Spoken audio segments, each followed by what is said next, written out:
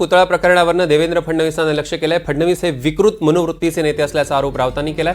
छत्रपती शिवाजी महाराज त्यांच्या शत्रूंविरोधात हरले नाहीत, ते राज्यातील भाजप नेत्यांविरोधात हरले असंही संजय राऊत म्हणाले। दरम्यान 30 ऑगस्टला संजय राऊत स्वतः मालवणला जाणार आहेत। ही अफजल खानाची औलाद आहे, मिंध्याने पोचलेली।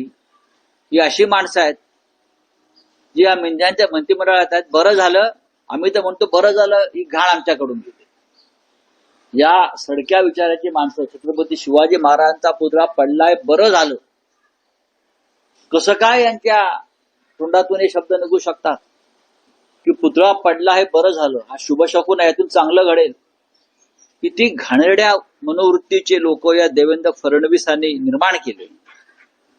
हे देवेंद्र फडणवीसांचंच पाप आहे। हे का शिवाजी महाराजांचे एवढे शत्रू झालेत मला कळत नाही।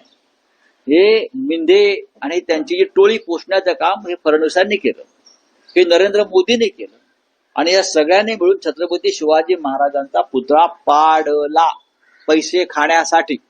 हा आरोप नाही, सत्य आहे। मी स्वतः 30 तारखेला मालवणला होते, तेव्हाही आम्ही काही तिथे आंदोलन आणि काही संघर्षाच्या गोष्टी आहेत त्या संदर्भात त्या करूच। राज्यभरातून तिथे लोक येत आहेत आता, कारण लोकांच्या मनाला, महाराष्ट्राच्या मनाला ही झालेली सगळ्यात मोठी जखम आहे। त्याच्यामुळे हे निषेध फार